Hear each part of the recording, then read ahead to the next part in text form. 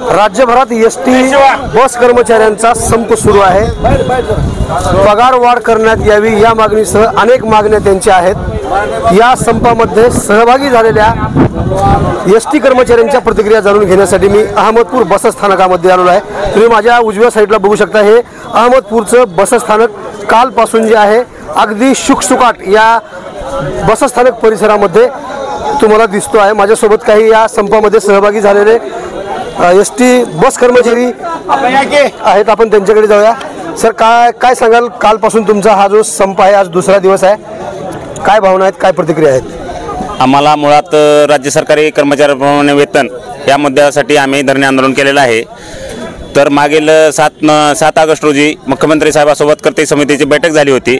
त्यात त्यांनी 20 तारखेची तारीख दिली होती ह्या विषयावर तोडगा काढण्यासाठी, परंतु 20 तारखेला मुख्यमंत्री साहेबांनी काही बैठक घेतली नाही। 20ची 23 केली, 23ची 28 केली, 28ची 31 केली। 3 तारखेपर्यंत कुठलीही त्यांचं पुढाकार घेऊन कुठलीही बैठक झाली नसल्याने आम्ही 3 तारखेपासून बेमुदत धरणे आंदोलनाला बसलेलो आहोत। मुख्यमंत्री महोदयांनी आज सांगितलेलं आहे, आज तुमच्या कर्मचाऱ्यांसोबत आज बैठक लावून त्यांनी चर्चा करणार आहेत, मग तुम्ही हे संप मागे घ्यायला पाहिजे असं त्यांचं म्हणणं आहे। संप नाही, आमचा मुळात हा संप नाही नसून धरणे आंदोलन आहे, बेमुदत धरणे आंदोलन आहे। आणि जर आज त्यांनी संध्याकाळी सकारात्मक चर्चा होऊन निर्णय जोपर्यंत लागत नाही तोपर्यंत आम्ही काही या धरणे आंदोलनात उठणार नाहीत। त्यामुळे तुमच्या मार्फत मी प्रशासनाला व शासनाला सांगू इच्छितो की त्यांनी वेळीच मार्ग काढावा व आम्हाला राज्य सरकारी कर्मचाऱ्याप्रमाणे वेतन मिळवून द्यावं, हीच आमची अपेक्षा आहे। सर्वात मोठा समजला जाणारा सण गणेशोत्सव आता येतो आहे आणि त्याच्याच पार्श्वभूमीवर अगदी 2-3 दिवस अगोदर तुम्ही हा धरणे आंदोलनाचं हत्यार उपसले, परंतु आपल्याच काहीतरी बांधवावरती असुविधेची वेळ येईल असं वाटलं नाही का आपल्याला? हो साहेब, आम्हाला 100% वाटलं। मायबाप जनता हेच आमचं प्रवासी दैवत आहे।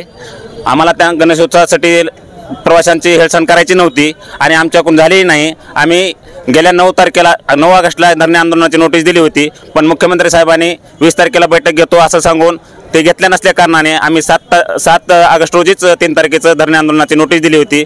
त्यामुळं त्यांनी जर आमची 20 तारखेला बैठक घेतली असती व यावर तोडगा काढला असता तर हा विषय आलाच नसता।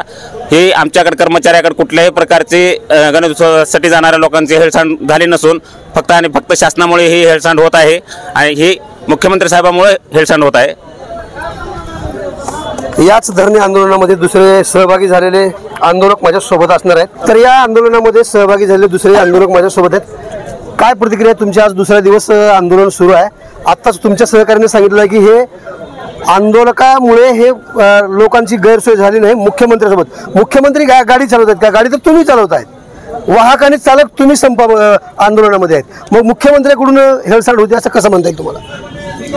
अगदी तुमचं म्हणणं बरोबर आहे की मुख्यमंत्री जरी गाड्या चालवत नसतील तर महाराष्ट्र हे फक्त मुख्यमंत्री चालवतात।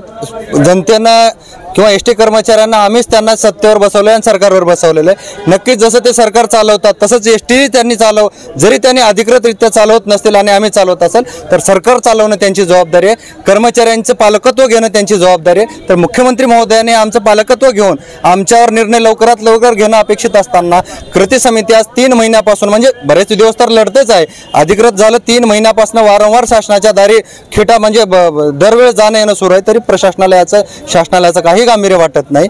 हे खूप शोकांतिक आहे या बाबतीत आणि ह्या सगळ्या गोष्टीत वारंवार संयुक्त कृती समितीच्या वतीनं निवेदनं देण्यात आलेत आणि 3 तारखेचं अल्टिमेट देऊन सुद्धा सरकारला गांभीर्य नाही वाटत आणि काल बेमुदत आंदोलन सुरू झालेलं आहे तरी सरकारला गांभीर्य नाही वाटत। कालपासून आज मुख्यमंत्री महोदयाने म्हणजे काल पत्र देऊन आज संध्याकाळची बैठक लावलेलं, म्हणजे याच्यावर लक्षात घ्या तुम्ही की जनतेची गैरसोय करण्यात प्रशासनाचाच म्हणजे शासनाचा 100% याच्यात हातभार आहे।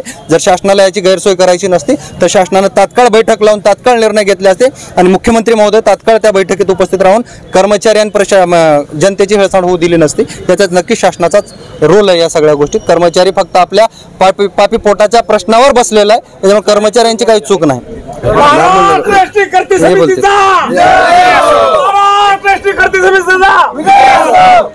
सर, मला सांगा, शासनाने यापुढे जर तुमच्या मागण्या जर प्रलंबित ठेवल्या तर तुमची काय भूमिका असणार आहे? जोपर्यंत महाराष्ट्र सरकार जर मुख्यमंत्री आमचा जर एसटीच्या कर्मचाऱ्यांचा पगारवाढीचा प्रश्न जर मिटत नसेल तर आमचं आंदोलन असंच कायमस्वरूपी चालू राहील।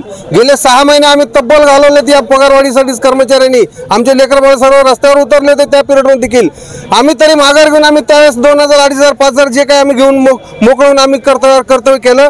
पण आता गणेश उत्सव जो आहे सध्या आम्हाला त्याची जाण आहे, पण जोपर्यंत मुख्यमंत्री याच्याशी आमच्याशी चर्चा करून आमचा प्रश्न मिटत नाहीत तोपर्यंत आमचं आंदोलन हे चालूच राहील। असं मुख्यमंत्री एकनाथराव शिंदे हे जोपर्यंत राज्यातील एसटी कर्मचाऱ्यांची दखल घेणार नाहीत तोपर्यंत हे बेमुदत धरणे आंदोलन असंच सुरू राहणार आहे, असं अहमदपूर येथील कर्मचाऱ्यांचं म्हणणं आहे। ताजे आणि महत्त्वाचे अपडेट पाहण्यासाठी पाहत राहा BN4 आवाज बहुजनांचा न्यूज लाईव्ह करता कॅमेरामॅन मासूम शेख यांच्यासह शिवाजीराव गायकवाड, अहमदपूर, लातूर।